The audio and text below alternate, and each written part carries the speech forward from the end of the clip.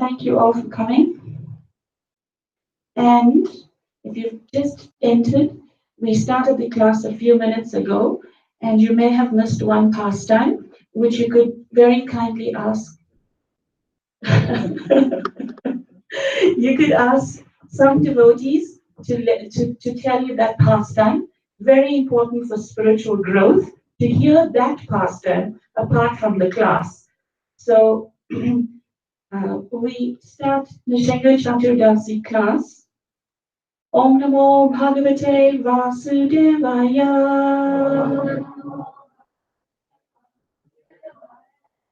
Om Namo Bhagavate Vasudevaya.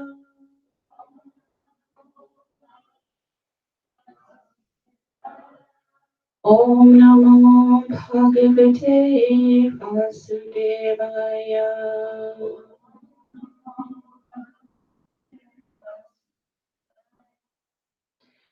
Chant with me.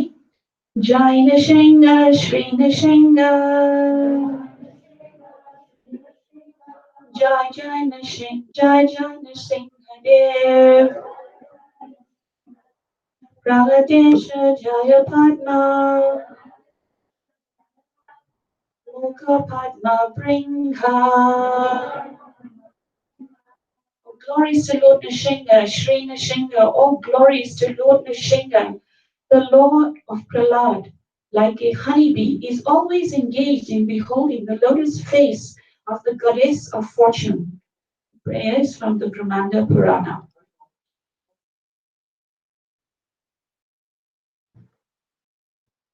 Jai and Vijay are out of duty today. Om Ugram Vidam Mahavishnum Jalantram Sarvatomukam Nishingham Vishanam Bhadram Mrityum Mrityum Namamyaham. To the fierce, Ugra, brave Lord Mahavishnu, to the all-illuminated one, to he who is omnipresent, to Lord Nrsimha, who is terrible in appearance yet gentle, to death, to the death of death personified, I offer my obeisances. So, the appearance of Lord Krishna is indeed very mysterious. In fact, Krishna himself says in Bhagavad Gita, chapter 4, text 9, Janma karma chame divyam evam yo veti tatvataha Chattva deham punar janma naiti mameti surjana. That for one who understands the appearance and activities of my birth and appearance in this world, does not upon leaving his body take his birth again, but comes back to Godhead. So today, with your blessings, we make a humble attempt to glorify Lord Nrsimha and reveal and go through certain truths spoken in this auspicious book, the Srimad Bhagavatam. But before that, I would like to start this occasion by hearing from Srila Prabhupada, who spoke this on the same festival well before, even before I was born. And I'm sure many of you too.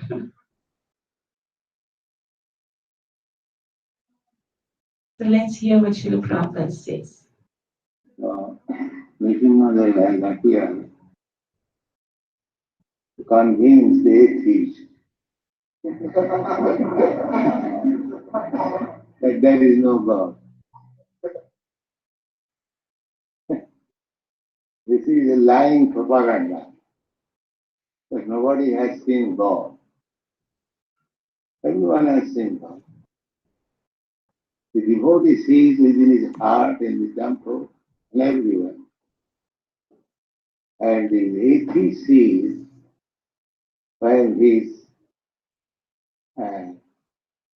with clock, the handles in the clock are over. Prahlad Maharaj was seeing always, constantly, Nrsimhadeva, Mahabhagavad, Premanjana Chirita Bhakti Vilochanena Santas Sadaiva Hridaya Sumita. Those who have developed love of God, prema, Premanjana Chirita. So, when the ointment of love of God will be applied in our eyes, then with these eyes we shall be able to see God. God is not invisible. Simply, just like a man with cataract or any other eye disease, he cannot see. That does not mean the things are not existing. He cannot see. God is there. But because my eyes are not competent to see God, therefore I deny God. God is there everywhere. Prabhupada says that he comes he's explaining with some sarcasm. That's why he laughed, that he's coming in that way. But in actual fact, Krishna explains in Bhagavad Gita that for those that do not surrender to him, Krishna comes in the form of death, the clock, right? So today, the class is from the Srimad Bhagavatam, an illustrious set of books. Today is a very auspicious day to get a set if you don't have one, and you can see me after class or Vraj, and we will make sure that you get your set. How many of you do not have a set of this book? On this side, everyone has? You don't have. Today is, on these auspicious days, if one makes the endeavor or commitment to taking a step closer to Krishna by investing in hearing his glories and pastimes, it brings unlimited good fortune your way. So much that even all of your activities throughout the year may not have brought you. So keep that in mind. So the book that we're reading from is the 7th canto of the Srimad Bhagavatam. And this 7th canto, normally the pastimes of the Lord, they take a few chapters or they'll take some pages of a canto. But the entire 7th canto is dealing with this specific pastime of Prahlad Nrsimha. And Srila Prabhupada, our founder Acharya, majority of his audio lectures were based on this particular canto. And then to take it a step even further, to emphasize why this canto is so important, the Supreme Personality of Godhead, Krishna, who appeared as Sri Chaitanya Mahaprabhu, when he lived in Jagannath Puri at the Gambira, his residence in Orissa, he did one thing. Every morning, he would go to see Lord Jagannath at the Jagannath Mandir, but thereafter, he would go to the Tota Gopinath temple. And in the Tota Gopinath temple, there was one personality who resided there, and his name was Gadadhar Pandit. Is a manifestation, a partial manifestation of Srimati Radharani. And Lord Chaitanya Mahaprabhu, in front of this deity of Tota Gopinath, a deity of Krishna, he would dance and chant in ecstasy for some hours. And then he would sit down, and Gadadhar Pandit would recite the Srimad Bhagavatam to an illustrious assembly, as you can see in the picture that was commissioned by King Prataparudra. This assembly consisted of great personalities like Chaitanya Mahaprabhu himself, Lord Nityananda, Haridas Thakur, Sri Advaita Acharya, Sarvabhauma Bhattacharya, and so many, Haridas Thakur, so many other close associates of the Lord. And they, for hours on end, would hear the Srimad Bhagavatam from Gadadhar Pandit. And Chaitanya Mahaprabhu took great pleasure in hearing two pastimes from the Srimad Bhagavatam. That was the story of Prahlad Maharaj, the Prahlad Nishinga pastime, and the other one was Dhruva Maharaj pastime. So if you've never heard of Dhruva Maharaj, it's just another reason to think about investing in a set of these books. So when Gadadhar Pandit would come to the end of reciting the Prahlad Nishinga pastime or the Dhruva Maharaj pastime, Lord Chaitanya Mahaprabhu would tell him, repeat. And then he'd do that again and again. So he took so much of pleasure in hearing from this particular pastime. So I hope that inspired you to stay attentive as we go through this canto, through this hour and a half that we're granted. So we're reading from Canto 7, as we said, Chapter 1, text number 1. Sri Rajavacha Samapriya Sarit Brahman Bhojanam Bhagavan Swayam Indrasyarte Katam Daityan Avidit Vishamo Yata. King Parikshit inquired, my dear Brahman, the Supreme Personality of Godhead Vishnu, being everyone's well-wisher, is equal and extremely dear to everyone.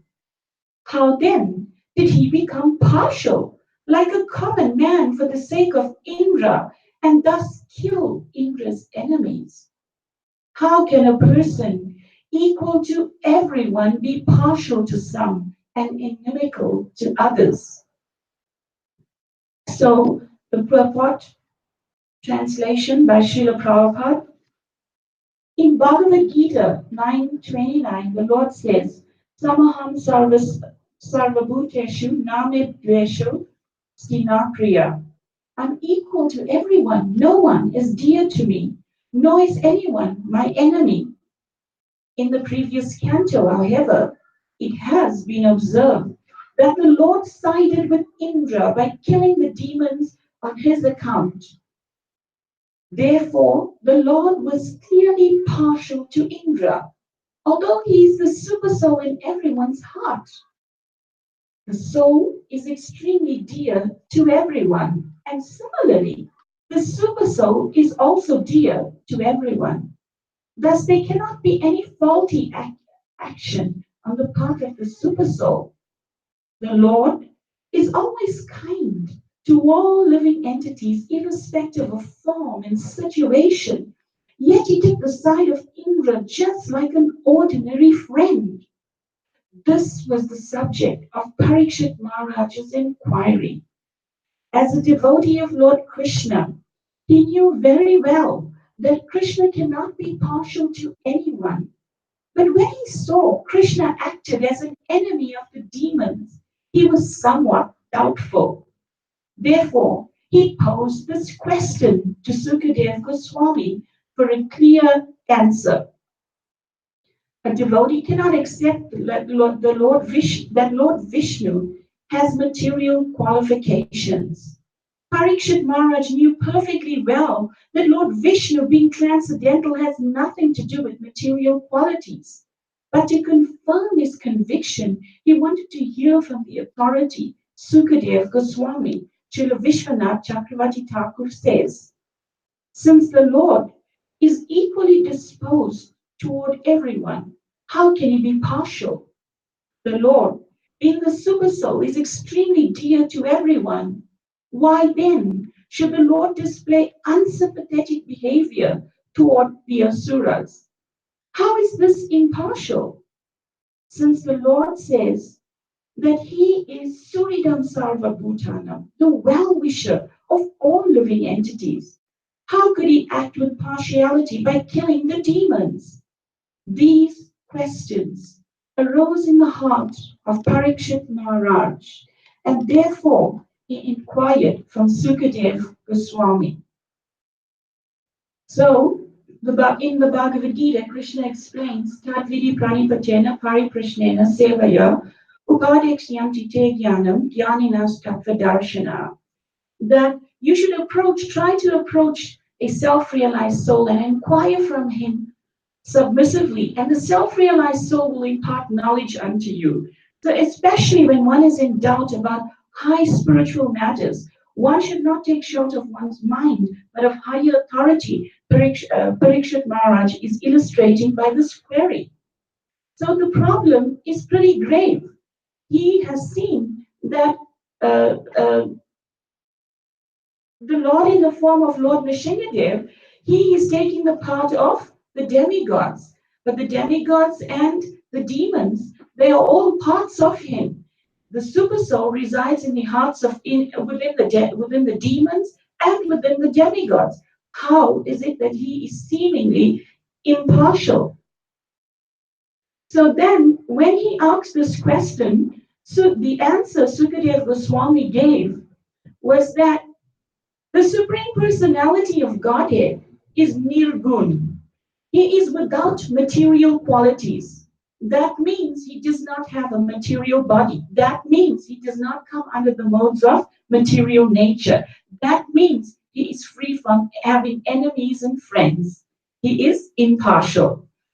So then Sukadev Goswami went on to explain that he resides within the heart of every living being, as we know. God is within us as Paramatma, as Super Soul. And Srila Prabhupada gives an analogy to understand how is it that Krishna dwelling within the heart of you and I knows what we try to hide from external associates. We can't hide from Krishna.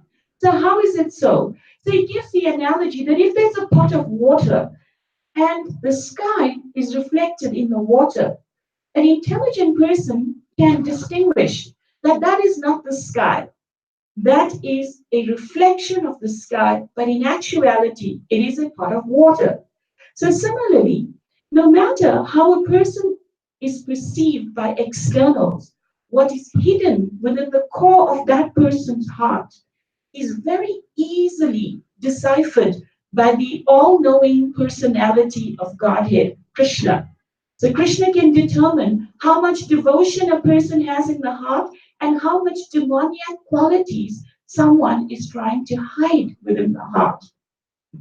Then he goes on to explain that previously, when Yudhishthir Maharaj met Narad Muni, Yudhishthir Maharaj asked a similar question, and the answer to Maharaj Parikshit's question is tied with the answer that Yudhishthir Maharaj got.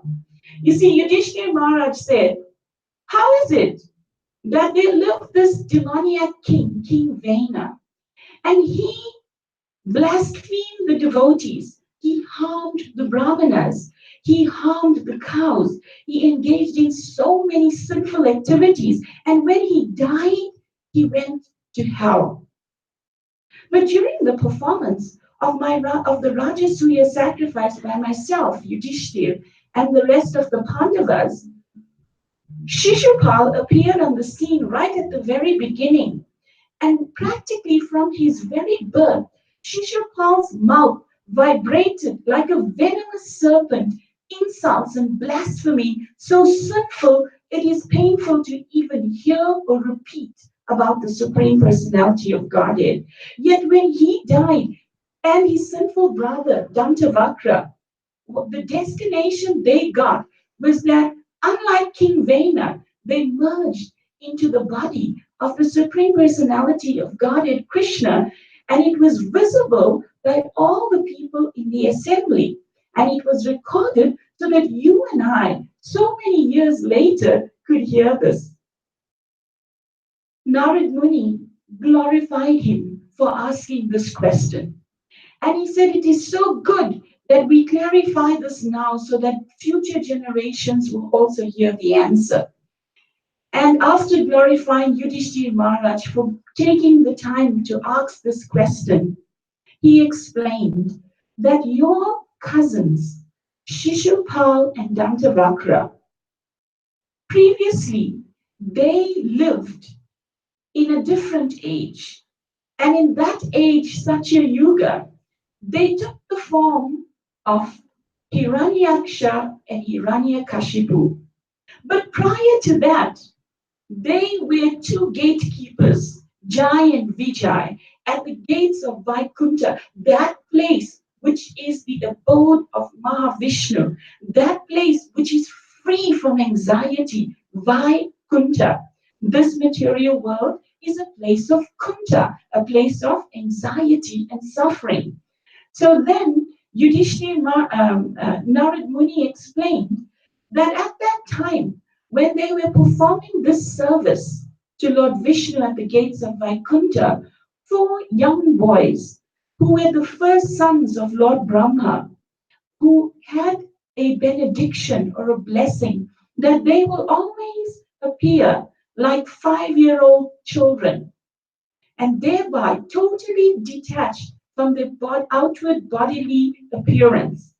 They appeared naked, and they were wandering through the universe as Brahmavadis, those who believe in the Brahman effulgence of the Lord being the ultimate, being attracted by the fragrant, devotionally offered tulsi leaves and manjaris at the feet of Lord Vishnu in Vaikunta. The smell reverberated even past the gates of Vaikunta and into the nostrils of these Brahmavadis, and they then approached Vaikunta. And the gatekeepers were simply doing their duty. So they admonished them and stopped them for being so bravely walking to gain entrance to Vaikunta. The four Kumaras, who were actually great sages, they uttered a statement. They said, for you to be at the shelter of Madhuvisa, Lord Narayan in Vaikunta, is inappropriate because of your behavioral patterns. You are still governed by the lower mode of passion. Thereby, we curse you that go to that planet of passion and ignorance, take your birth as in the earth planet. Then some conversation ensued because Lord Vishnu heard the commotion, came and he granted the Jai and Vijay, the gatekeepers, they eventually, by the mercy of the Lord and the compassion of the four Kumaras, they got a chance to choose whether they could take birth in the material world 7 times as devotees or 3 times as demons. And their choice was to take birth as demons because it would be quicker for them to finish their sentence and return to the bliss of their service to Lord Narayan. Because they understood that even a moment away from the Lord is so painful for a devotee that he will wait. Is it time to serve the Lord? Is it time for the festival to start? Is it time for me to go and volunteer some service at the temple? Is it time for me to go and hear his glories? And they would be there before time, right? So these Jai and Vijay, understanding that urgency, and they decided to take 3 births in the material world as demons. So the younger brother, his name was Hiranyaksha, and he was very, very respectful to his elder brother Hiranyakashipu. And he was always like the right hand of Hiranyakashipu. Thus, Hiranyakashipu loved him to bits, as we would say in today's language. So at that time, the demon Hiranyaksha, he was so consumed with false ego and false pride that he had the audacity to take the Earth planet out of its orbit and throw it into the nether regions. He had such intense austerities. He had performed such intense austerities that he had these benedictions of great strength that he could do this. And it took a very unique circumstance where Krishna, the all-intelligent being, understanding how to be in time, place, and circumstance, to pick the Earth planet, to rescue Mother Bhumi from the nether regions. He appeared in the transcendental boy incarnation, slaying the demon Hiranyaksha and restoring the earth so that you and I could live peacefully today. Hiranyakashipu, at the news of his brother's death, was insanely angry. He wanted to kill Lord Vishnu, who he knew was the perpetrator who killed his most beloved brother. Thus, he decided that the appropriate thing to do would be to step up in my department of strength. So he took to performing austerity. In actual fact, he had an agenda. You see, in this pastime, the personality Prahlad and the personality Nrsimhadeva, you have one who is a proper demon and one who is a proper devotee. So you'll see as we go through the class, their qualities are on point of how a demon behaves and how a devotee thinks and behaves. And we can learn various lessons just from this pastime on how to achieve perfection in our life, how to be your best in your current existence. So Hiranyakashipu decided that he wanted the throne of Lord Brahma. And he thought nobody else, he made it known to some of his associates. And the demigods got word of this. So Hiranyakashipu went into the forest to perform some austerity at the time when his wife was pregnant with Prahlad. And at that time, there was a constant fight between the demons and the demigods. So what happened was that when Hiranyakashipu went out into the forest to perform his austerities, the demigods took it as an opportunity to kidnap the wife Kayadu and to kill the unborn infant within her womb, thinking that this is the seed of a demon. The apple does not fall far from the tree, they thought. Unfortunately, if Krishna wants something to happen, all norms can be broken according to his will. But within the womb of this demoness was a great devotee, Sri Prahlad. And when Indra and the other demigods attempted to kill her and the unborn baby, Narad Muni, the all-knowing Trikal Gyan, knower of past, present, and future, he stopped, he intervened. He said, this woman is innocent. The child she bears is a great devotee of the Lord. And I will take them to my ashram and look after them. Do not intervene again in trying to cause harm to them. Meanwhile, Hiranyakashipu, he went to the forest, and the austerity he performed was he stood on his toes with his arms upraised, as we see in this beautiful illustration. And by the dint of this austerity, without eating, without drinking a drop of water, without sleeping, day and night, standing like this for 125 years, he performed this austerity. So much so that the insects, the ants, built an ant heap around the stillness of his body and were eating the flesh from his body. But he was so determined to complete this austerity and attain, with great determination, attain his goal, which was the seat of Lord Brahma.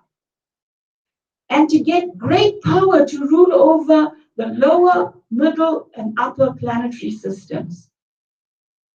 That he performed this austerity until the heat that emanated from his head was so intense. It's mentioned in this canto of Srimad Bhagavatam, very entertaining reading, how he performed this austerity and the heat from his head caused the planets to drop from their orbit. They created so much of fear in the upper planetary systems that the demigods left their position, left their duties, and ran to Brahmaloka. The mountains began to shake, the rivers started to dry, the islands shook, and so many atrocious things started to happen to Mother Nature that it was threatening the existence of living entities on all three planetary systems. So when the demigods approached Lord Brahma, and they told him, although we know you already know, this demon is performing this austerity with so much vigor to gain your seat, to be your equal. He did not know that in terms of Brahmas, they don't even share a planet. One Brahma per universe, right? In this universe, Brahma has 4 heads. Other universes, he has many other heads. So there's no vice. There's no cushion. So there's no vice president for Brahma. So he thought he could be just like Brahma with the same powers, live for millenniums after millennium, and perform this austerity. And mind you, he performed this austerity because he's a demon. He performed this austerity to please Brahma and to get the benediction from Brahma. To, you know, so this is demoniac mentality. So what happened was that eventually, after 125 years and the complaints of the demigods to Lord Brahma, together with other great personalities like Brigu, Daksha, etc., he came on his swan airplane, and he couldn't see this place where Hiranyakashipu was performing austerity. They looked in the forest, but remember we said, the Bhagavatam told us, his body was covered by anthill. The only way they could decipher where this personality was performing this austerity was from the heat of his head. And they came, sprinkled water on his body, restored it to its youth, and attended to him. But before that, the demon, how did he behave? He prostrated himself on the ground in front of Lord Brahma, pretending to be a very great devotee, of course. And then he started to utter praise of Lord Brahma. He sang so many prayers, so many stanzas of prayer to Lord Brahma, glorifying him to earn his compassion. And then he asked Lord Brahma for a benediction of immortality. And Lord Brahma said, I can only give you what I have. If I don't have immortality, how am I going to give you? I have a timeline. I have a lifespan that's going to come to an end. I can't give that to you. Ask for something else. So then, this Bhagavatam explains that he asks, can I be killed not in the day, not in the night? Can I be killed not by man or beast or any being created by you? Brahma said, so be it, so be it. He said, I do not want to be killed in the air, on land, or in the ocean. So be it, Brahma said. Then he said, I do not want to be killed by any weapon. Brahma said, so be it. So then what happened was Hiranyakashipu became so ecstatic that he got all of this benediction that he began to terrorize the entire universe. He took over the planet of the Pisachas, the ghosts. He took over the planet of the Gandharvas. He took over the planet of all the demigods. He took over the king of heaven's position.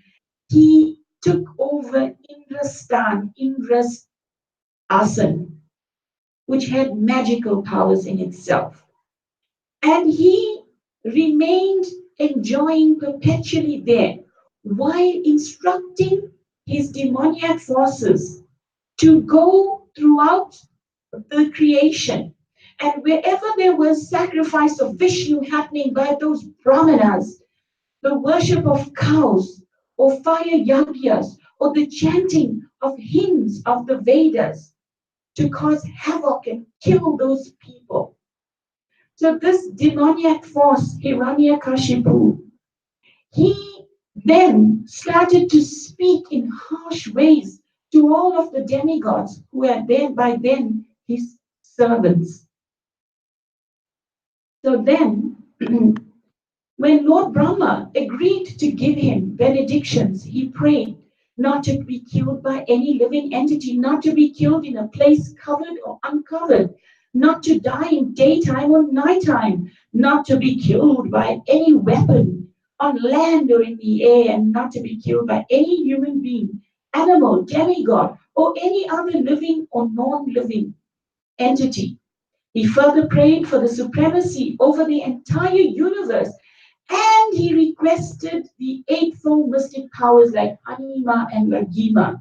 So these cities, they are within every being. And when you practice the proper yoga process under the proper guidance of a bona fide teacher, you acquire these cities.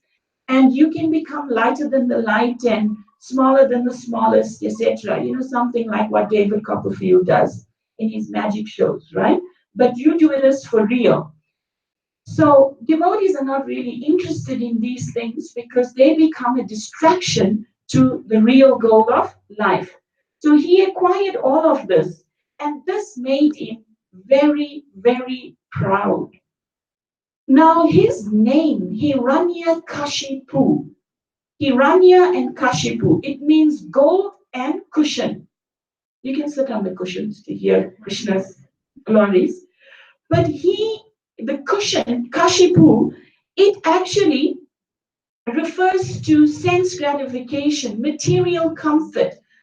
And his prime duty in life was to enjoy beyond what was given to him. The Ishopanishad explains that one should only accept what one needs, not more than that which is necessary, knowing well to who it belongs. Right? So that's the first or second mantra in the Sri Ishopanishad. And Hiranyakashipu, he conquered this entire planetary system. He conquered the lower planetary systems. He conquered higher, and he was still not satisfied. So Hiranyakashipu, he had 4 sons. Of the 4, he had one son, Prahlad, who was so angelic in behavior and in his communication with his elders. He was so respectful. His face was so peaceful. This child was some type of child that anyone would desire to have close association with. So Prahlad Maharaj was put into a special gurukul or a special school in the kingdom. And his teachers were the sons of Shukracharya, the guru of Hiranyakashipu. So one time he saw Prahlad and he took him onto his lap, rubbed his hair and smelt his hair in affection, and said, "My dear Prahlad, excuse me, what is the greatest thing you have learned from your teachers in school today?" You know, like how sometimes our dad would ask us, "How was your day at school?" So he asked Prahlad this. And Prahlad said this prayer, Tatsadu manye asuna varyam dehinam, Sada samudrina diyam asad grahat. Hidvatma pacham griham andakupam. Vanam gato yadarim ashrayeta.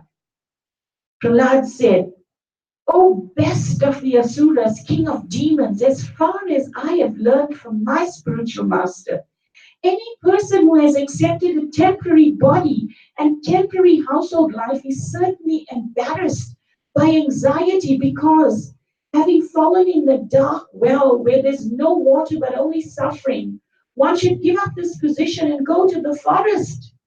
More clearly, one should go to Vrindavan, where only Krishna consciousness is prevalent, and should thus take shelter of the Supreme Personality of Godhead.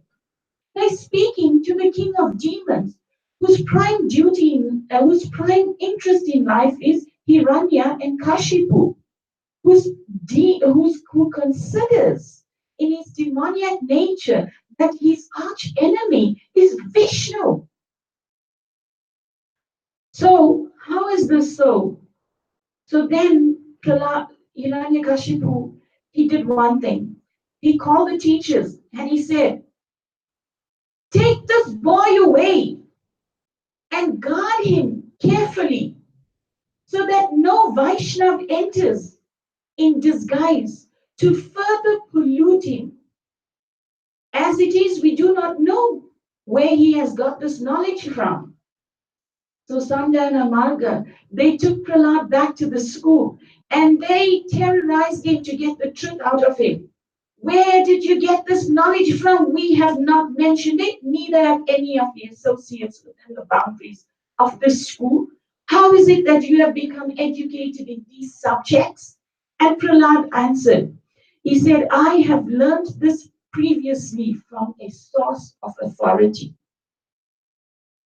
Meanwhile, we know that from the Acharyas and from the Srimad Bhagavatam, it is explained that Narad Muni imparted all of this knowledge when he was conscious, a conscious being within the womb of his mother. And he assimilated all of this. And then Prahlad Maharaj was uttering all of this in remembrance. Krishna explains in Bhagavad Gita that remembrance, forgetfulness, and knowledge come from him.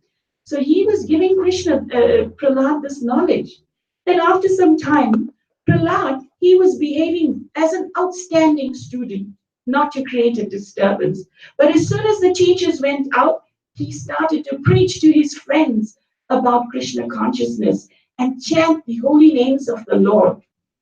And Prahlad, in one of his teachings, he explained that the age of a person, because his friend said, Prahlad, we are 5 years old.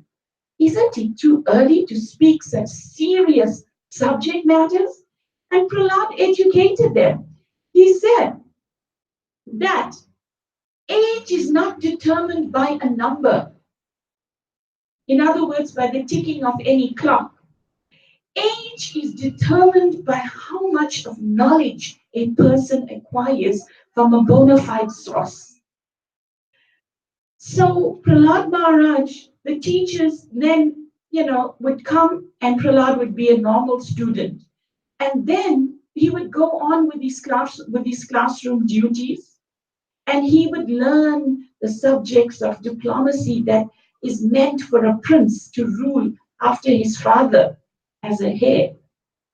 And when he was sufficiently educated in the line of diplomacy that they were teaching, the teachers dressed him up very nicely, bathed him, and took him to his father. And when they took him to Hiranyakashipu this time, they had so much hope. And when Hiranyakashipu himself, he said, I've been hearing from your teachers that you have excelled in the subjects of diplomacy, and I am so proud of you, my son.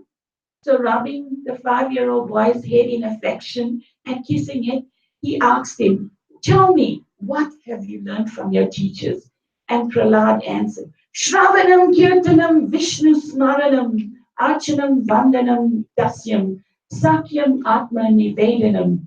He said the best thing he had learned was devotional service to Lord Vishnu, the 9 processes of devotional service, and that one who engages in pure devotional service to the Lord is the most learned person. Hiranyakashipu was furious to the limit. And he wanted to know, where did Prahlad get all of these teachings? And we know in Bhagavad Gita, one of the seed verses, Tesham evanukar kampartam, Lord Krishna explains that seated within the heart of any person who performs worship and glorification of him, what does he do? He gives the understanding by which they could come to him. Tesham eva nukam partam aham ajnat jam tamaha nasyam yatma bhavasto jnana deepena basvataha. To show them special mercy, I, dwelling in their hearts, destroy with the shining lamp of knowledge the darkness born of ignorance. So Krishna, seated within the heart, he allowed remembrance to Prahlad of all this profound knowledge that his spiritual teacher Narad Muni had taught him. Thus, even though he was surrounded by demoniac forces, Prahlad had been awakened. Then after some time, the teachers found out that Prahlad Maharaj was not only festering his so-called polluted consciousness, he was now, they discovered he has been contaminating the entire school. So this time they gave up. They brought him straight to Hiranyakashipu. And Hiranyakashipu asked him, my son, what have you been learning? And he said to Hiranyakashipu, that personality who considers himself to be the chief amongst all chiefs, he said to him, unless they smear upon their bodies the dust of the lotus feet of a Vaishnava, completely freed from material contamination, persons very much inclined towards materialistic life cannot be attached to the lotus feet of the Lord, who is glorified for his uncommon activities. Only by becoming Krishna conscious and taking shelter at the lotus feet of the Lord, in this way can one be freed from material contamination. How dare Prahlad utter this in front of Hiranyakashipu? Hiranyakashipu became furious. He pushed Prahlad out of his lap with such force. This must have been the beginning of child abuse, right? In the Satya Yuga. He pushed Prahlad down so violently. And furthermore, he instructed his entire army, which was mighty, rather mighty. He instructed them, go do whatever you have to kill Prahlad. So for a father to instruct an entire army to kill an innocent 5-year-old boy really shows one what type of a heart, what type of filth was within his consciousness and his heart. So the army, in fear of this majestic ruler, they proceeded. They took Prahlad to a herd of mad elephants and induced the elephants to stampede him. And Prahlad Maharaj simply put his hands together and with single-pointed determination, Ekeha Kurunandana, Krishna says in Bhagavad Gita, single-minded determination. Prahlad began to chant the holy names of the Lord with attentiveness unparalleled.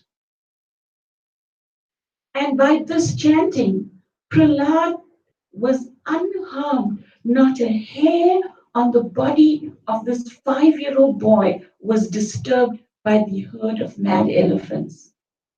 Then they came up with another strategy. They decided to push him off a cliff. And when they pushed him off a cliff, Prahlad Maharaj, he was undisturbed. He was unharmed because he remained steadfast in chanting the holy names of the Lord. That much power is invested in this Maha Mantra that Srila Prabhupada has freely distributed on behalf of Sri Chaitanya Mahaprabhu to people like you and I in Africa, of all places. The potency in this mantra is so great to protect us that if we follow in the footsteps of Prahlad and cultivate this type of determination, this protection is guaranteed. Then they took Prahlad Maharaj and they put him in a pit of snakes, venomous snakes, the most venomous snakes. And the same thing happened. Prahlad did the same thing and he was saved. You see, there's a saying you may have heard, Rake Krishna Mare Krishna Rake. If Krishna wants to save you, no one can kill you. And if Krishna wants to kill you, no one can save you. So Prahlad Maharaj, with such determination, he overcame all of that. Eventually, Hiranyakashipu, he was so agitated by the failure of his entire forceful demoniac army that he called his wife Kayadu and he said, cook an opulent feast of all the preparations that Prahlad Maharaj loves. And then he laced these preparations with the most terrible poison he could get. And he fed this food to Prahlad. He invited Prahlad to come and sit and eat. Can you imagine how demoniac the personality Hiranyakashipu had been? And Prahlad Maharaj, understanding the teachings of Krishna in Bhagavad Gita, Krishna says that one who eats food that is not offered first for sacrifice eats only verily lumps of sin. And Krishna furthermore ensures the practitioner of Krishna consciousness that patram pushpam phalam tvaya yome bhakta prayachati. If you offer me with love and devotion a fruit, a flower, a leaf, and some water, I will accept. You don't have to build a factory and process the food. Fruit, flower, leaf, and some water is easily available, free of charge by nature, right? Who is unable to get that in their grips? So Krishna is telling us, if you offer this with the ingredient of love and devotion, I will accept. And when Krishna accepts, the person making that offering gets so much of good fortune that with my one mouth I cannot explain. Even if I have 1,000 mouths, I'll not be able to tell you how glorious this compassion of the Lord is. So Hiranyakashipu, when the poison failed, he became totally angry. What he thought was total anger. And he pulled out his sword and he said, I will kill you with my own hands, myself. So he said, where is this God of yours? Will he come, that will come and that you think is protecting you? Prahlad said, he's everywhere. God's one quality is that he is omnipotent. He's sarvagata, right? He's within every atom, in between every atom. So Hiranyakashipu's temper was rising even more by each utterance of Prahlad, that he pulled his sword and he struck, he pointed to this pillar and he said, is he in this pillar? With sort of sarcasm, that your God will not be in this pillar. And Prahlad said, yes, he's within the pillar. And Hiranyakashipu struck the pillar with great anger. And from that pillar, to his great amazement, a long time before dusk, a personality so ferocious, roaring, that elephants were running miles away from him. This personality embodying Krishna's complete anger potency appeared to protect. So one time, okay, we come to that pastime. So this picture appears very ferocious, but there's something else to it we'll speak about later. So so Lord Nrsimhadev appeared in this half man, half lion form, and being obedient to the will of Lord Brahma, he killed Hiranyakashipu after a long fight, which satisfied his chivalrous nature. He'd been wanting a good fight for a long time, and that's also another reason why his devotees accepted the three birds as demons. So what happened was that when he was spotting with Hiranyakashipu, just like a wasp in front of this majestic form of Lord Nrsimhadev, Nrsimhadev's army, they also decided to attack on behalf of Hiranyakashipu. Hiranyakashipu's army decided to attack Lord Nrsimhadev. Can you imagine the audacity of the wasp like Hiranyakashipu to even think of slaying this majestic anger personified person, Lord Nrsimhadev? Can you imagine how filled with false pride, how he overestimated his strength and his own majesty, that he dared to do this? And then the fight ensued. He was killed very, very amazingly, not by any weapon, but with the bare nails of Hiranyakashipu, of Lord Nrsimhadev. Actually, Lord Nrsimhadev tore him open, took his intestines. The intestines semen passes through the intestines. So Prahlad, being his son, had passed through those intestines. It had become a bit suspicious. So he chose to put it over his neck as a garland. And just to make sure, he ripped the heart of Hiranyakashipu and flung it across the room. And blood from tearing the midriff of Hiranyakashipu, not in the land, air, or water, but on his thighs, not inside, not outside, but on the threshold of the palace, not during day or night, but during dusk. How clever is the Supreme Personality of Godhead, the possessor or the source of all intelligence, that he killed this demon without breaking any of the boons that he had gotten. Bhakti Vigna Vinash Sri Nrsimhadev Bhagavan Ki. So we call, as Gaudiya Vaishnavas, we call out to Lord Nrsimhadev as Bhakti Vigna Vinasha. What does that mean? That we pray to Lord Nrsimhadev for two things: to purify our hearts from within, so that the Ladini Shakti of Bhakti could descend, and we also pray to him to remove the obstacles on the path of bhakti. Now,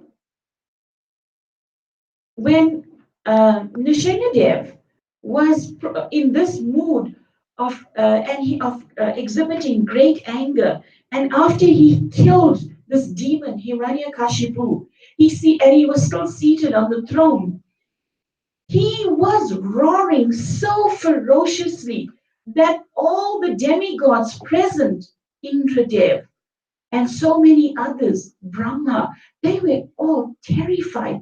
They did not want to approach this personality. They were fearful of him. So they told Lakshmi Devi, the eternal consort of Lord Nrsimhadev, you go forth. She said, I have never seen this form before. I've never seen him behave like this before. I think I It'll take me some time. So Brahma, standing next to the 5-year-old Prahlad, said to Prahlad, Lord Nrsimhadev appeared for your protection. I think it's befitting if you go and try to appease him and restore him to his peaceful state so that we could all get more mercy from him. Prahlad did not need a second push.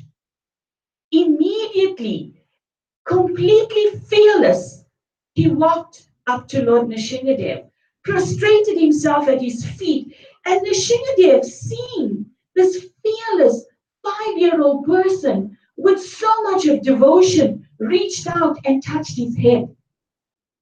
And then an amazing thing happens when Nrsimhadev touches the head of Prahlad Maharaj. When Lord Nrsimhadev, still reading from 7th canto, 9th chapter, text 5, when Lord Nrsimhadev saw the small boy Prahlad Maharaj prostrated at the soles of his lotus feet, he became most ecstatic in affection towards his devotee. Raising Prahlad, the Lord placed his hand upon the boy's head because his hand is always ready to create fearlessness in all of his devotees.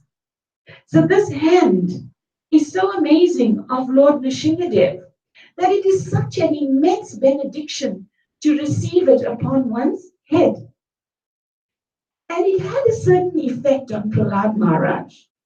When that transcendental hand touched Prahlad Maharaj, he immediately became totally purified and sanctified of any material quality or disturbance a person could have. And feeling that peace at heart and with grown devotion by the influence of the Lord doing this to him, Prahlad Maharaj began to utter some prayers in glorification of the Lord. And a few select prayers from this entire chapter, this entire canto has got so many prayers of Prahlad Maharaj. So I had much difficulty in selecting just a few for the time period that we're given. So let's read these prayers. Prahlad Maharaj prayed, how is it possible for me, who have been born in a family of asuras, to offer suitable prayers to satisfy the Supreme Personality of Godhead? Even until now, all demigods, headed by Lord Brahma, and all the saintly persons could not satisfy the Lord by streams of excellent words. Although such persons are very qualified, being in the mode of goodness, then what is to be said of me? I am not at all qualified. So in the purport of this verse, Srila Prabhupada, which you should read, Srila Prabhupada explains that Prahlad Maharaj's statement, I am not at all qualified, was indeed his most qualifying attribute. Prahlad, due to his devotion, was the personification of the third prayer that Chaitanya Mahaprabhu wrote for us, for our purification. Trinadapi saneshana, trarorapi sahishnana, amanina manadina, kirtaniya sadahari. That one should chant the holy names of the Lord in a humble state of mind, thinking oneself lower than the straw in the street. One should be more tolerant than a tree, devoid of all sense of false prestige. And one should be ready to offer all respect to others. Prahlad Maharaj did not retaliate when the demons were trying to harm him. He was indeed more tolerant than a tree. He offered all respect to others. His father was so demoniac, threatening his life. But we'll hear just now what was Prahlad's desire for him. Then Prahlad Maharaj, he was so qualified to be offering these prayers to the Lord because he had another quality in his heart that we're going to come through just now. These prayers please the Lord, so we should try to be attentive and see what we can learn from it and remember, so that when we put our hands together and bow our heads at the lotus feet of the Lord and appeal to Him, we can repeat some of the sentiments Prahlad has used to please the Lord successfully. My dear Lord Nishinga, please, therefore, cease your anger now that my father, the great demon Hiranyakashipu, has been killed. Since every saintly person takes pleasure in the killing of a scorpion or a snake, all the worlds have achieved great satisfaction because of the death of this demon. Now, they are confident of their happiness, and they will always remember your auspicious incarnation in order to be free from fear. So Prahlad Maharaj knew that it could be in future and even at present that people will be thinking, what type of God of compassion is this? That he killed the father of a 5-year-old boy right in front of him. He has left Prahlad fatherless. So people will criticize the Lord. So the Acharya said, Prahlad, in his deep intellect, he composed this prayer to prove to people for all times that the activity of the Lord slaying his father in his very presence at the age of 5 was totally justified, just as if one sees a poisonous snake or a serpent or a scorpion, even if one is saintly, one will take pleasure in killing that. Because it actually helps the soul of such an envious creature to end that existence. Then Prahlad Maharaj explains, my Lord, who is never conquered by anyone, I am not afraid of your ferocious mouth and tongue, your eyes bright like the sun, your frowning eyebrows. I do not fear your sharp, pinching teeth, your garland of intestines, your mane soaked with blood, or your high, wedge-like ears. Nor do I fear your tumultuous roaring, which makes elephants flee to distant places, or your nails, which are meant to kill your enemies. There is no excuse to grow nails anymore. Lord Nrsimhadeva completed that task for all times, right? Now, Prahlad Maharaj, when he sees this form of the Lord splattered with blood on his mane and all of these descriptions he's mentioning in this prayer, how is it that he is not fearful? The Bhagavad Gita explains, Krishna explains time and time again to Arjuna, who was losing equilibrium. He explains that fear is born of an impure heart. Prahlad's heart was pure. Thereby, there was no fear in that heart. And in the purport, Srila Prabhupada gives 2 very good analogies to understand the consciousness of a person so steadfast in faith and devotion that the heart does not harbor fear when they see the Lord in this form. That picture of Prahlad, of Nrsimhadeva we saw just now looked rather fearsome. But Prabhupada explains a lion, which is the most ferocious animal in the jungle, it instills fear in the hearts of all other animals. When any other animal in the jungle sees a lion, they become so fearful of their mere existence themselves. But as you see in this picture, the lion cub will go and fidget. Shri Shri Panchatattva ki, Shri Nrsimhadeva Bhagavan ki jai. So the lion cub does not fear the mouth of that ferocious animal that everyone else fears. The lion cub knows that this father lion is my father. He will give me shelter.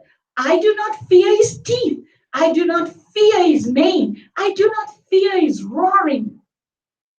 So Prabhupada explains in the same way, Prahlad Maharaj and the devotees of the Lord do not fear this ferocious form of the Lord.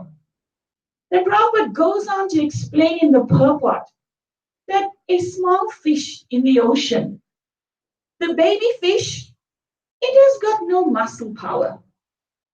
It is just a small fish in a huge ocean.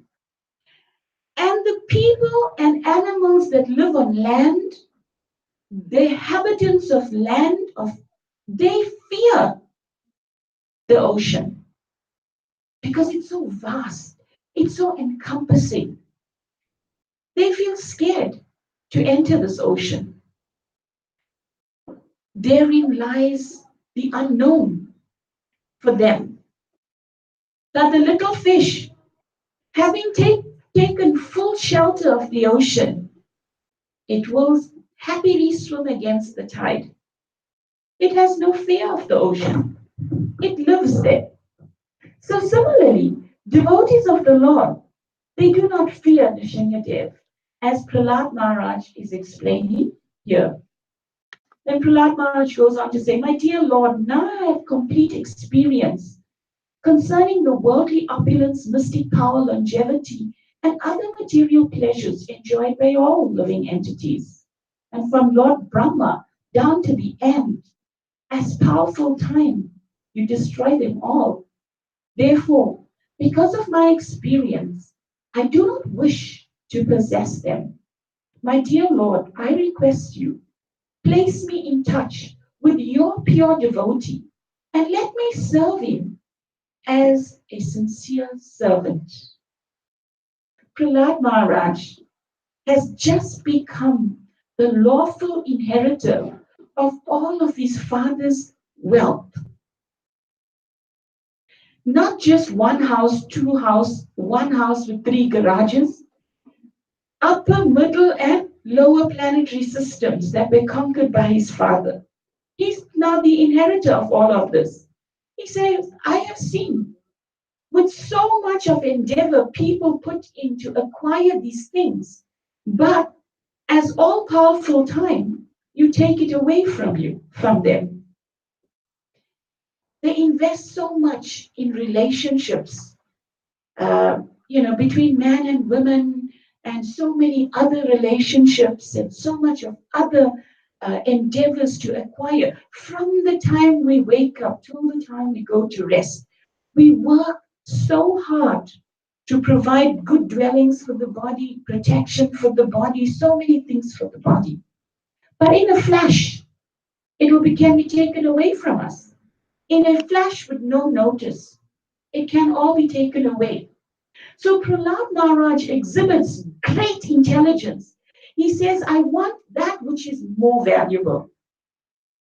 I am begging for the shelter of the lotus feet of your pure devotee, because Krishna says, one who claims to be my devotee is not my devotee, but one who claims to be the devotee of my devotee is my real devotee. Das, anudas, anudas, anudas, anudas. That's our position, to become the servant of the servant of the servant of the servant. And by Prahlad Maharaj desiring this, he became the most eligible person. That when Lord Nrsimhadeva was leaving, he instructed him to take control and rule over all of these planetary systems, because he was the most befitting head. Whoever yawned just now, beware. There's a pastime about it that you can ask Nrsimhadeva Prabhu about before the end of this day. There's a pastime for yawning, there's a pastime for coming late, there's pastimes where everything comes from the Vedas. Veda means knowledge, body of knowledge about everything. So we should take shelter of the Vedas. So Prahlad Maharaj, he was thanking the Lord because Krishna, he did something. He protected Prahlad Maharaj from the onslaught of his father's sword, right? He did all of this Why? Because Prahlad Maharaj explains in another prayer that follows this. You did all of this. Why? Simply to make the words of your pure devotee come true, so that the words of your devotee remain virtuous. You actually took on this form. You came out from a pillar, not from any mother or father. You did all of this just to make the words of a pure devotee come true. Now, Prahlad Maharaj, in his humility, he was not talking about himself, although we know he is equally qualified. He was talking about Narad Muni, and he was talking about the time when he was within the womb of his pregnant mother, Kayadu. At that time, Kayadu was so fearful of the attack of the demigods that she asked Narad Muni, this great sage, she said, please bless me and my unborn child that we will always be protected. And in order to make those words, and Narad Muni said, yes, you will always be protected and so will your son, right? Because he's a great devotee of the Lord. And thereby, he made the words of his pure devotee come true. Oh, dear Lord, oh, infallible one, my position is like that of a person who has many wives, all trying to attract him in their own way. Imagine you have many wives, right? I'm sure we all know of one person in South Africa, in Kandla, who may be having this problem, and I hope nobody else has this problem. For imagine all the wives, so many wives, making so many demands. So Prahlad Maharaj is saying material existence is like that. The senses are pulling in so many different ways. For example, the tongue is attracted to palatable dishes, the genitals to sex, to with an attractive woman. The sense of touch to contact with soft things, the belly, although full, still wants to eat more, and the ear, not attempting to hear about you, is generally attracted to cinema songs. The sense of smell is attracted to yet another side, and the restless eyes are attracted to the scenes of sense gratification, and the active senses are attracted elsewhere. In this way, I am certainly embarrassed. So, admitting these flaws in our existence, we should stand before the Lord and pray in this way. Prahlad Maharaj says, O best of great personalities, I'm not at all afraid of material existence. For wherever I stay, I am fully absorbed in thoughts of your glories and activities. My concern is only for the fools and rascals who are making elaborate plans for material happiness and maintaining their families, society, and countries. I'm simply concerned with love for them. So Prahlad Maharaj, at this point, having attained the pleasure of the Lord, having satisfied the Lord by prayers in such an amazing way, he could ask for any benediction. You know what he says to the Lord? He says, when Lord Nrsimhadeva asks him what blessing you would like in return, ask for anything. Nrsimhadeva had already blessed him with longevity and all types of good fortune that other people are seeking in this world. Prahlad Maharaj said the only thing he wants is that he wants the liberty, he wants the welfare of his father. We're coming to that in another verse. But here he's illustrating Paraduka Duki, the compassion of a saintly being. He's not worried about himself. He's worried about the sufferings of other people. My dear Lord Nrsimhadev, I see there are many saintly persons indeed, but they are interested only in their own deliverance, not caring for big cities and towns. They go to the Himalayas or forests to meditate with vows of silence, Monvrat. They are not interested in delivering others. As for me, however, I do not wish to be liberated alone, leaving aside all these poor fools and rascals. I know that without Krishna consciousness, without taking shelter of your lotus feet, one cannot be happy. Therefore, I wish to bring them back to the shelter of your lotus feet. What compassion Prahlad Maharaj has. that he is able to rule the entire place, become the monarch of so many planetary systems. But he is placing himself in servant leadership, that he wants to serve everybody. He's not interested in his own welfare. He is interested in helping other people reach the lotus feet of the Lord.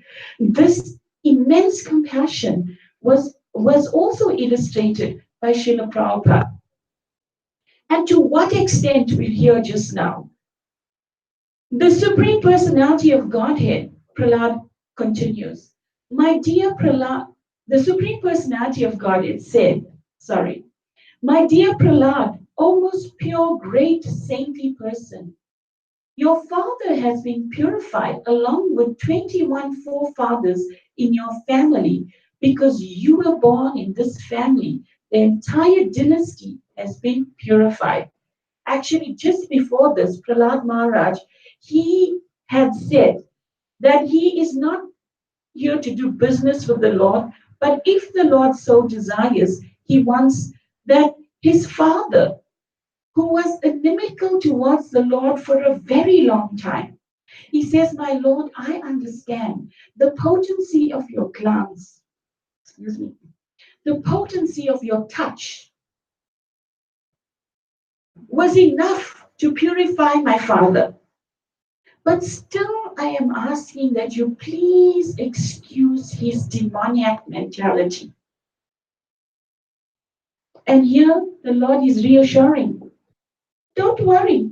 21 generations of your family have gained good fortune because you have become a great devotee. Then Lord Nrsimhadev, before he departs, he says that everybody should try to become like Prahlad Maharaj. And Prahlad Maharaj gains that benediction he asks for, that he attain the shelter of saintly devotees of the Lord and be allowed to serve them. After Lord Nrsimhadev leaves, actually, you can read further in this canto, Prahlad Maharaj meets another sage who then imparts more knowledge to him. And this sage was performing austerity that he would live like a python. There's living in a hole, not moving to search for food. Whatever came to him, he would accept. Great austerity. And Prahlad started to question him, and the sage started to impart great knowledge to him. So this canto has got jewels that you may want to grasp and keep in the core of your heart. So reach for it as soon as you can. So, who removes all of our obstacles? Sometimes people say, who is commonly known who rides on a rat? Lord Ganesh.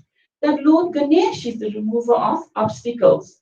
And surely he is. Lord Ganesh's seva is to remove material obstacles. But for spiritual obstacles, it's Lord Nrsimhadev. In the Brahma Samhita, uttered by Lord Brahma himself, he states, Yad pada pallava yugam vinidam kumbha, dvanve pranam samaya sakan, gandira, ganadira diraja vignan. Vihantam alam asya jagatrasya, govinnam adipurusham tamaham bhajami. I worship the pride of the Lord Govinda. Ganesh always holds his lotus feet upon the pair of tumalai protruding from his elephant head in order to obtain power for his function of destroying all obstacles on the path of progress in the three worlds. So so this Brahma Samhita is explaining where from does Ganesh get that power? From the lotus feet of Govinda, right? Who is Govinda? Govinda in this case, Ganesha's Istadev is Nrsimhadev, right? So, Srila Bhaktivinoda Thakur, he in Navadvip, because we can't complete today's Katha without first going to get some mercy from Navadvip, because Navadvip is the place of Lord Chaitanya Mahaprabhu. And Chaitanya Mahaprabhu is the Yuga avatar for us in Kali Yuga. So after writing the Navadvip Mahatmya about all the places of pilgrimage in Navadvip, he writes a 5-stanza song glorifying what he feels in these places as a arduous practitioner of Bhakti Yoga. In the first place, you see, in Navadvip, when the Lord killed the demon, he went with his many hands and he washed his hands at Nrsimhadeva. And the water is reddish in that place from the blood of Nrsimhadeva. So he says, in the same mood of Prahlad, he says, within my sinful heart are 6 enemies headed by lust perpetually reside, as well as duplicity, the desire for fame plus sheer cunning. At the lotus feet of Lord Nrsimha, I hope he will mercifully purify my heart and give me the desire to serve Lord Krishna.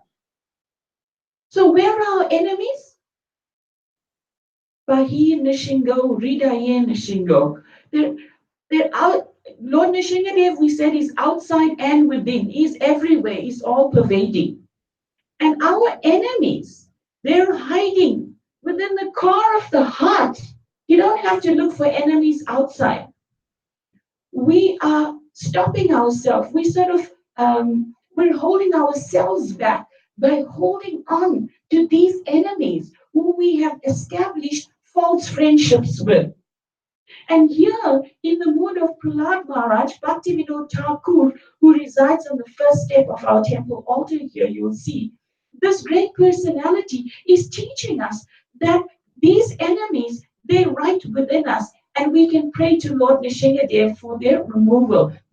Shri Bhakti Vigna Vinasha Nrsimhadev Bhagavan Ki, right? Weeping, I will beg the lotus feet of Lord Nrsimha for the benediction of worshipping Radha and Krishna in Navadvip, perfectly safe and free from all difficulties. When will Lord Hari, whose terrible form strikes fear into fear himself, ever become pleased and show me his mercy? So Srila Bhaktivinoda Thakur is praying for the Easterdev Radha Krishna, right? That all obstacles in the path become removed in his path of bhakti. Even though Lord Nrsimha is terrifying towards sinful souls, he offers great auspiciousness unto the devotees of Lord Krishna, headed by Prahlad Maharaj. When will he be pleased to speak words of compassion unto me, a wordless fool, and thereby make me fearless? What a humble prayer. He will say, dear child, sit down freely and live happily here in Gauranga Dham, Sri Gauranga Dham. May you nicely worship the divine couple and may you develop loving attachment for their holy names. By the mercy of my devotees, all obstacles are cast far away. With a purified heart, just perform the worship of Radha and Krishna, for such worship overflows with sweet nectar. Saying this, will the Lord delightedly place his own divine lotus feet upon my head. I will experience sublime love for the divine couple, Radha Krishna, and undergo the ecstatic transformations called sattvika. Falling on the ground, I will roll about the door of Sri Nrsimha's temple. So he's expressing great eagerness to gain the favor of Lord Nrsimhadev. And it is so in keeping with the mood of the prayers that we read of Prahlad Maharaj. And in conclusion, we can't end the evening without going to the lotus feet of Srila Prabhupada. Prabhupada's spiritual master is this personality that we see in this picture. His divine grace, Srila Bhaktisiddhanta Saraswati Thakur. And he was given the Nrsimhadev mantra at what age? at the age of 5. When he was 5 years old, his father, Srila Bhaktivinoda Thakur, the author of the prayers we just read, he gave this 5-year-old boy this mantra, and from that age onwards, he persistently chanted it, and the obstacles on the path of his preaching were so beyond our imagination even. And he attained the protection of Lord Nrsimhadeva and all success in his endeavors. And then we come to our dear and most beloved Srila Prabhupada. When Srila Prabhupada had just 3 temples in ISKCON, at one time, all the devotees were very new at that time. Srila Prabhupada became very sick with stroke. He lost the function of his arms, his face became pulled, his heart weakened, his limbs could not carry him anymore. And Srila Prabhupada was in a condition of bed rest. So much so that he anticipated that he was going to leave the body. And ISKCON had only begun. 3 temples only had been established at that time. So Prabhupada thought he was going to leave the body, so he asked Jadurani at the time, who had made a painting of Srila Bhaktisiddhanta Maharaj, to bring the picture of his Guru Maharaj, because Prahlad Maharaj explained, Bhaktivinoda Thakur explained, only by the mercy of a bona fide servant of the Lord can one attain the Lord. So in the same mood, they brought the picture and they stuck it on the door of Prabhupada's room so he could see from where he was sleeping in the bed. Then the artist Jadurani, she then brought this ferocious picture of Lord Nrsimhadeva into the room of Prabhupada had just taught them about Lord Nrsimhadeva, and she took this painting according to Prabhupada's instructions. And she brought this picture into the room. And at that time, Prabhupada was about to use the bedpan. And he was in such a condition he couldn't help it. So he put his hands together and he prayed to Lord Nrsimhadeva, please forgive me, please forgive me. And he indicated his request to his assistant. At that time, his assistant, Brahmananda Prabhu, he said, when the picture came into the room, it was just a picture on the altar. It was just a picture to me. But through the potency and devotion of Srila Prabhupada, picking his hands up and begging so arduously as if from the person himself, approaching this picture with such devotion and begging forgiveness, he said only by that could he then, his vision changed, the curtain of darkness became unveiled, and he could now at least have some idea of the potency of the picture of Lord Nrsimhadeva, which I hope everybody keeps also. Then Prabhupada's condition worsened, and so much so that on the Memorial Weekend, when everything was closed, they had to admit Prabhupada into hospital because he was not improving, his condition was deteriorating. And when they took Prabhupada and they found this one, they wanted to put Prabhupada in a private hospital, not the general hospital. So they found this hospital, the Beth Israel Hospital. And the doctor who saw Prabhupada, everybody else was, busy with Memorial Weekend. This doctor came, he saw Prabhupada and he said, this old man, he's praying too much. Prabhupada's condition was so severe. And this doctor said such a foolish thing. But they had no other option. They had to keep Prabhupada there. So at one point in time, Prabhupada's head, he fell back. He fell back. He chanted Hare Krishna, Hare Krishna.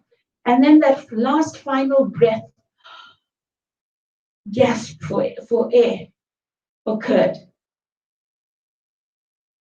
And for what felt like eons of time, Kirtanananda Prabhu, who was the only person in the hospital at that time, because only one devotee was allowed to stay with Prabhupada, he said he just felt his whole, and you can well imagine, he just felt his whole world, his whole existence crumble. For what seemed like eons, Prabhupada actually sort of left. And later on, Prabhupada gave a lecture. So when Prabhupada was going to the hotel, when Prabhupada was going to the hospital, he told the devotees, please chant Hare Krishna, stay up all night, chant Hare Krishna. And he gave them the 4-line Nrsimhadeva mantra. Tavakara Kamalavare Nakama Buddha Shringa Dalita Hiranyakashipu Tana Bringa Keshavarita Narahari Rupa Jai Jagadish Hare Jai Jagadish Hare Jai Jagadish. So the devotee stayed up. At that time, Jadurani, Prabhupada called her, and before he could leave his body, so to speak, he told her to write this prayer, and he gave it to her. And she wrote it on, they made copies on pieces of paper, and they went back and they handed this prayer out. And Srila Prabhupada said, all the devotees should chant this mantra, and with the mentality that my spiritual master has not yet finished his job. Please, my dear Lord Nrsimhadev, if you so desire, please allow him to continue for some time more. And they, with great sincerity, stayed up and they chanted this mantra and the Hare Krishna mantra. And then Prabhupada, when he was in hospital, Jadurani brought the picture of Nrsimhadev to his room and a picture of Radha and Krishna and posted it in front of Prabhupada. Prabhupada was very happy by that. And, and Kirtananda, he phoned Hayagriva Prabhu in San Francisco. He phoned, the LA temple. He told the devotees in 22nd Avenue that this is the condition of Prabhupada. Prabhupada's wish is that all the devotees, all the members of ISKCON chant in this manner. So it was the first time they got given this part of the Nrsimha mantra in the ISKCON movement. And then Srila Prabhupada, at one point in time when he recovered, he gave a lecture that you'll find in the folio in the Vedabase. And Prabhupada says, at that time, he actually left his body. And by the sincere prayers of all of the devotees, Krishna gave him an allowance of time to execute more service in his mission. Then when Prabhupada was in LA at one time, the San Francisco Ratha Yatra was taking place, and that great personality whose appearance date was yesterday, Jayananda Prabhu, he had arranged this huge festival. All the devotees had gone, and Prabhupada's health was a bit weak. So he was still upstairs. And somebody threw cherry bombs into the temple. There was one Mataji, 8 months pregnant, Nag Patni Mata Devi Dasi. She was in the temple room. Prabhupada was upstairs. Very few other devotees were in the temple, just the cooks, etc. And this cherry bomb came into the temple room and started to explode with this huge, tumultuous noise. Just on Diwali, how frightening it is to hear all these explosions. So you can imagine in the contained atmosphere of the temple room, it reverberated so badly. And Prabhupada called Karandar Prabhu, who at that time was in charge, and Prabhupada asked him what had happened. Are any of the devotees injured, or what had happened? And Karandar explained, no, it was just one very heavily pregnant Mataji was in the temple room. Prabhupada called for her, and all the devotees asked them how they were exhibited great concern. And then he said, now I will teach you an addition to the Nrsimhadev mantra. and then he started to teach them the whole Nishinga song as we know. Namaste Narishingaya, Praladalata, Dhyane, etc. And just in conclusion, at one time, coming back to that ferocious picture of Lord Nrsimhadev that Jadurani had painted and that was hanging in the temple rooms, Janaki, Mukundamaja's wife, she came by and she saw this picture and she said to Prabhupada, she had that relationship with Prabhupada, she said to Prabhupada, this picture is so ghastly. And Prabhupada said, no, no, for the devotees, it's very nice. Actually, one time I remember in the temple, we used to have the walls lined with these huge frames in the olden days. And I was preaching to one devotee, one newcomer, and the newcomer pointed to the picture and said, what a picture in the temple. You know, wasn't it supposed to be a place of calmness, serenity, and peace? And I said, my dear friend, this picture is a love story. It is not what it appears to our limited vision. Hear the love story of this picture. This picture is the love that God shows for this little 5-year-old boy. You're looking and you're just seeing the man that's been having his open heart surgery, right? In public by the Lord's fingernails. No, no, no. This is a love story. This picture will show for people and for all times how much of love God in this form has for a serious practitioner of his path of bhakti.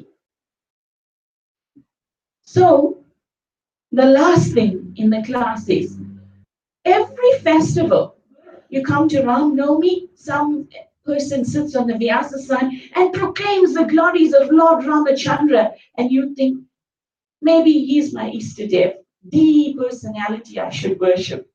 Then you come to Varahadev's appearance day, and someone is disseminating the teachings of this boy incarnation, and with so much of vigor and inspiration from the Bhagavatam, and you think this is the form that I should worship. And then you come to Nishinga Chaturdasi and you hear the glories of Lord Nrsimhadev, and maybe by a fraction of what was said today, your heart becomes inspired to take 10 more steps towards Lord Nrsimhadev than you did yesterday. Or, actually, we serve in detention, incidentally, for coming late. That's why I'm just at liberty going on and on. Because Nrsimhadev, he's anger personified. I don't want him to become angry with anybody for coming late to his festival. So we should pacify him by hearing and glorifying him to the best of our ability. And at a certain time, we will do the rest that needs to be done. So who should we meditate on? Who do you think we should meditate on? Why? But Lord Ram and Nrsimhadev are said to be next to Krishna in line in terms of the potency they give off as in supremacy. You have to give more. Yes.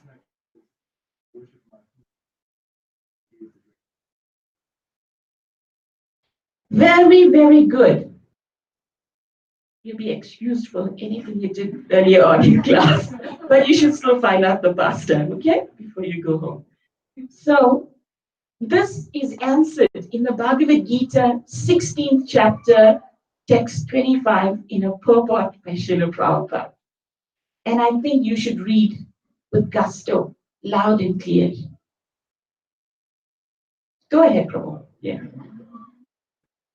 These words stress that one should concentrate. The very form with 2 hands carrying the flute, the bluish boy with a beautiful face and a peacock feathers on his head. There are descriptions of Krishna found in the Brahma Samhita and other literatures. One should fix his mind on the original form of Godhead, Krishna. One should not even divert his attention to other forms of the Lord. The Lord has multiforms, as Vishnu, Narayan, Ram, Varaha, etc. But a devotee should concentrate his mind on the form that was present before Arjuna. Concentration of the mind on the form of Krishna constitutes the most confidential part of knowledge. And this is disclosed to Arjuna because Arjuna is the most dear friend of Krishna. Thank you very much. So that's the answer. We pray to Lord Nrsimhadev for which two things? Who can answer?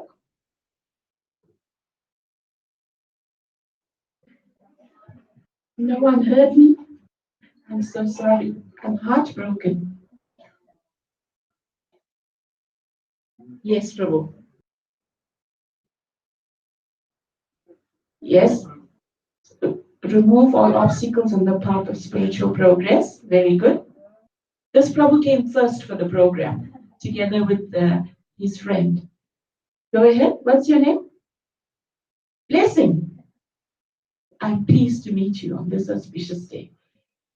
The second thing, who can say? To cleanse the heart of what?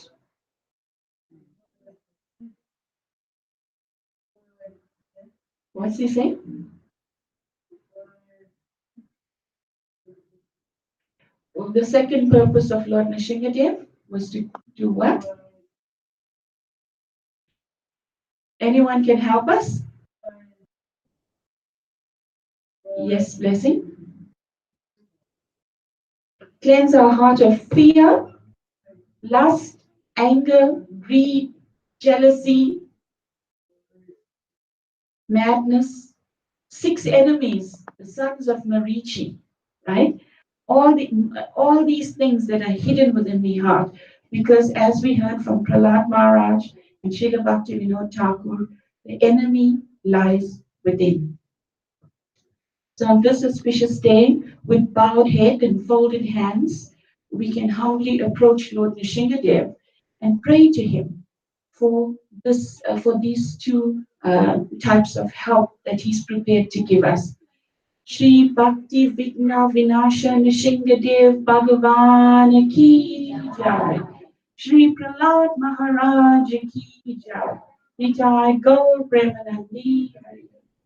Srila Prabhupada's purports to the Srimad Bhagavatam Ki Jai.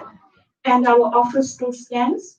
If you still do not have this book, and it is only one part of a 12-canto set, if you do not have a copy and you would like to purchase a copy, please see Vrajavalabha Prabhu and place an order, or you can see me and I'll convey that, or Nishingananda Prabhu, or one of the devotees, Vaishvanadi, or somebody, and place an order on this date to get a set of these books, of this book. Who thinks that they will like to have a set? Who doesn't have a set? Yeah, at some point in time. Very good. If you desire Krishna dwelling within your heart can make it come true. So key, hold on to that desire. So thank you very much, Hare Krishna. As advertised, the next part of the program is the Arati and the Kirtan in glorification of the Lord. And like Prahlad Maharaj and Srila Bhaktivinoda Thakur express, that the way to please Lord Nrsimhadev is to not leave the chanting of his glories. So as much as can be permissible in your time schedule, stay and chant and glorify Lord Nrsimhadev in this way. Thank you very much. Srila Prabhupada ki jai, Nrsimhadev Bhagavan ki jai.